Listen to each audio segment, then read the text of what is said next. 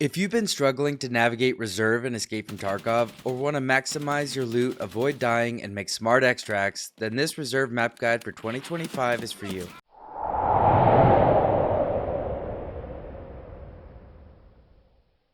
Hey guys, I'm Ghost, and welcome back to Tarkov University. Today we're breaking down everything you need to know about the Reserve map and Escape from Tarkov since the release of 1.0. In this video, we're going to explain the layout of the map and key landmarks so you can orient yourself quickly when you spawn in. We're going to cover all of the primary PMC and scav extracts, highlight the priority keys you'll want to hold on to when you find them, go over the best loot locations and some of my favorite loot routes, talk about how to deal with the Reserve scav boss Glukhar, and with nearly 4,000 hours in Tarkov under my belt, I'm going to be dropping key survival and PvP tips throughout. Whether you're brand new to Tarkov or just want to do some Reserve money runs, this guide will help you begin to master Reserve and walk out with some solid loot. Let's get into it. Reserve is an old military base, but it's far from abandoned. Apart from the generic scavs being literally all over the place, you can also encounter raiders that will spawn in the underground bunkers beneath the helicopter, and over by the Trainyard when the train arrives or the bunker hermetic door button is pressed. If you didn't know, these AI will come equipped with top tier weapons, ammo, and gear. Now if we look at the map, there are basically 6 sections to it that you can spawn into, but the key landmarks in each of these will make it very easy to orient yourself. The first area we're going to talk about is the Trainyard. This is easily identifiable because of the massive train station, trains,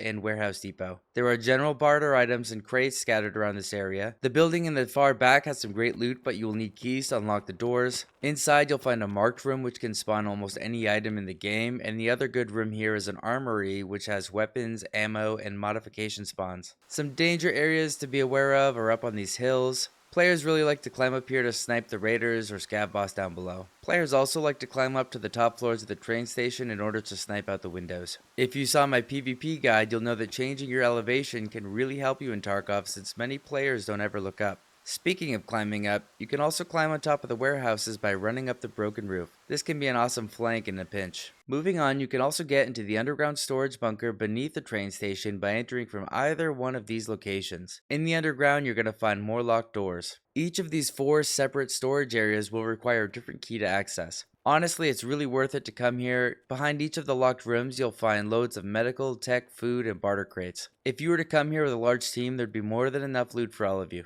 Section 2 is what I like to call the field. Honestly, orienting yourself in the field can be a little tricky, so what I like to do is just look up and find where the dome is. The dome is basically an observatory located on the tallest hill on the map. As soon as you spot this, you'll know exactly where you are relative to it. There's some decent loot in these bunkers and around the vehicles, but honestly, if you spawn in here, I'd recommend moving on quickly since there isn't much cover. If there is anyone sniping from dome, they're going to easily pick you off. Section 3 of the map is known as the night warehouses. Over here you have white night, and over there you have black night. There's a ton of loot in these buildings, including like a million filing cabinets, which are great for those early quest items and key farming. If you're struggling to orient yourself around these buildings, once again, just look for dome. Speaking of the dome, that is where section 4 is. As discussed, this is the large observatory up on the tallest hill on the map. There's some high tier loot all throughout this building and even some safes outside in these buildings by the entrance. You can find the high tier tech spawns inside the dome all around these servers. You can find scopes and weapon attachments scattered around if you climb to the top of the dome. Speaking of the top, this is a great spot if you want to snipe unsuspecting fools or are working on Shooterborn in Heaven. But me personally, you can catch me sniping from the windows or the lower levels because a lot of players check the top, but they don't tend to check just below it. You can easily get up to the dome by running up any of the hills in front of it, and you can even access it by taking an underground passage all the way up. As you can see on the map here, although the underground passage is really long, it's very linear.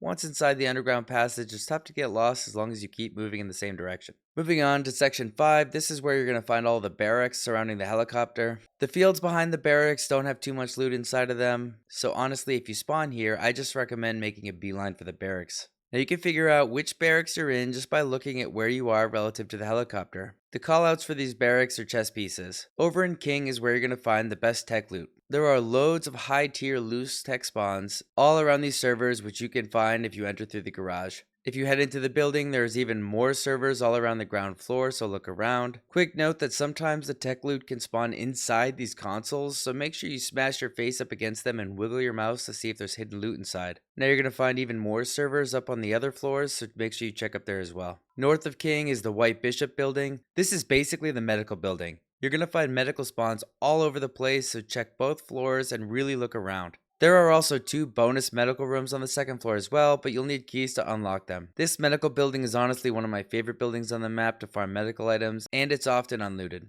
East of the White Bishop, you're going to find the Black Bishop. This building has some solid loot, but it also has the famous drop-down room that's full of the high-tier tech loot. To get into the drop-down room, just climb to the 3rd floor and jump out the window on the far right. You're going to land safely on top of an awning, so just spin around and head inside. Once inside, you're going to find the tech loot all over these shelves. When you're done looting and ready to leave, you can safely exit the front left window and drop down onto this box to avoid breaking your legs. In the basement of the Black Bishop, you'll find some solid barter items, weapon mods, and tons of food crates. Black and White Pawn are almost exactly the same and have some decent loot throughout. My favorite loot inside these buildings is going to require you to get the orb keys. With the orb keys, you'll be able to access the armory rooms. Inside each of these, you'll find some solid ammo and weapon mods. And lastly is Section 6, that is the underground bunker beneath the helicopter. Elite tech loot can spawn on the servers in the back room by the power switch, and there are a ton of crates and filing cabinets for you to loot down here as well. Since its inception, this underground bunker has essentially become the PvP hub of this map. There are 2 reasons for that. The first is because of that tech loot we spoke about, and the other is because of the raiders that can spawn down here. Note that if there aren't any raiders here at the start of the map, they have a chance to spawn in whenever the power switch is turned on. Now, if you're struggling to navigate down here, I recommend you get more familiar with the above ground orientation, and that will help. You can see the corresponding chess piece markers on the walls in the underground, and that can help you learn where you are. One landmark down here is that the only metal staircase leads up to the King building, and all the way down the hall opposite that, you're going to find Black Pawn. Now let's cover all the primary PMC extracts on reserve. The Armored Train is a PMC and scav extract that is a single-use only extract.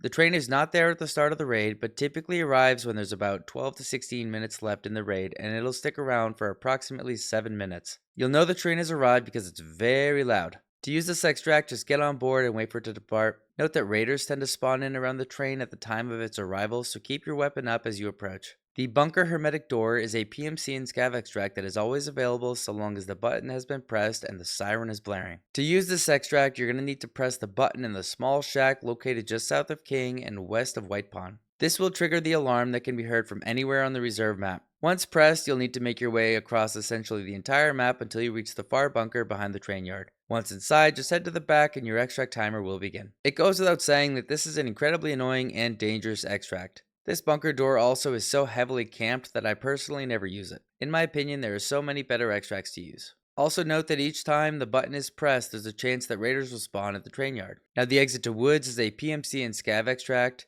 To use this extract, you will need to have found a minefield map in your current raid. If you found that map, just head down this path and your extract timer will begin. The sewer manhole is a PMC and scav extract that is always open but cannot be taken if you're wearing a backpack. To use this extract, just head to the back of this truck. I like to go prone here and crawl under it for a bit of cover. The D2 extract is a PMC only extract that's located approximately halfway between the dome and the underground beneath the helicopter. To use this extract, the power switch in the underground tech room will have had to been switched on and then simply follow the tunnels heading all the way towards Dome. For example, just head up this ramp located right next to the metal stairs that lead up to King. You're going to go down these stairs and all the way through the back of the tunnel. Head through this underground wooden floor part. While you're here, make sure you look down because there could be motors and tech loot that spawn down below. Beyond the underground wooden floor part, just head up these metal stairs. Once you exit the door through the room at the top, just head left, and from there just head all the way down into the back. Once you get to the back, you'll need to press the switch to open the bunker door, and then once it's open, just squeeze through and your extract timer will begin. Note that there is some solid tech loot and even a safe in this room, so look around the servers and in the back. This extract also tends to be heavily camped, so check your corners if you decide to head here, and always bring a flashlight. And lastly, my favorite PMC extract that is always open is the Clip Descent.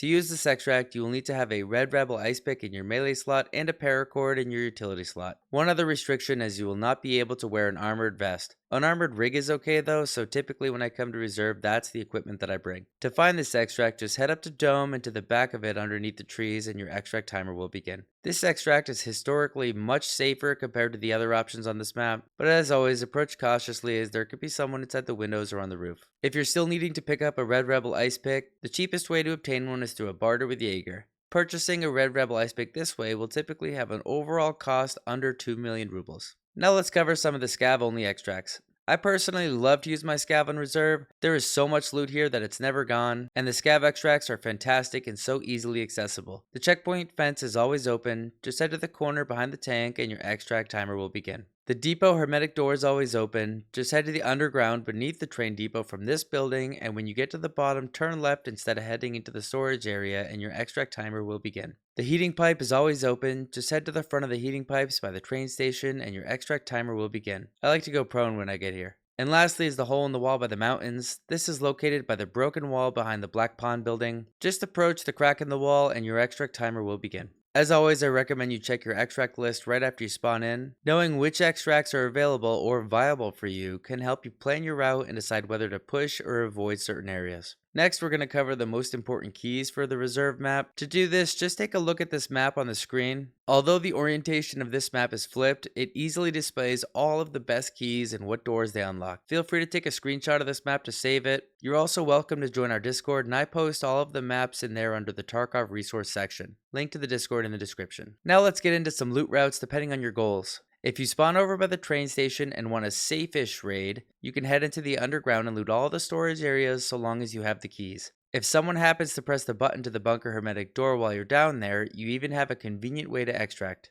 If I need barter items or I'm wanting to key farm, I'm going to loot White Knight and then Black Knight before moving on to the barracks. If I just want the high priority tech loot, I need to make it to the drop down room fast and then head over to the king or vice versa. If I'm looking for the top tier ammo, I'm going to look for those loose loot spawns all around the barracks areas. Make sure you check each floor. If I come to reserve and I'm looking for that smoke, I'm going to head into the underground bunker beneath the helicopter and I'm going to fight the players there. Now let's talk about the scav bar's Glukhar. Glukhar is a psychopath that has tons of health, good armor, any number of elite weapons and ammo, and aimbot to boot. The weapons you're most likely to find on him are his Ash 12 or the M1A. He is always surrounded by about 6 armed guards that are just as well equipped as he is. To flush him out, you could throw any type of grenade into his general spawn areas. If he's there, he's going to do a voice line and then reposition, which will be a dead giveaway. Once you've identified that Glukhar is there, just start clicking heads. Because he has so many guards, you're going to have your work cut out for you, so bring a lot of ammo. Keep in mind that although Glukhar has over 1,000 health, he only has 70 in his head. So you're going to want to bring ammo that does more than 70 damage and hit that headshot. He has 220 health in his chest and wears good armor, so aiming center mass is not the most ideal way to take him down. In Tarkov, it's a really good idea to always aim for the head. And lastly, I'd like to leave you with some additional survival and PvP tricks that I learned over my 4,000 hours in Tarkov. Number 1 is if you're fighting by the barracks, use the fact that you can go in and out of the windows to your advantage. Use these to flank or escape if you need to. The same can be said for the underground bunker since you can easily enter or exit that area from any of the barracks.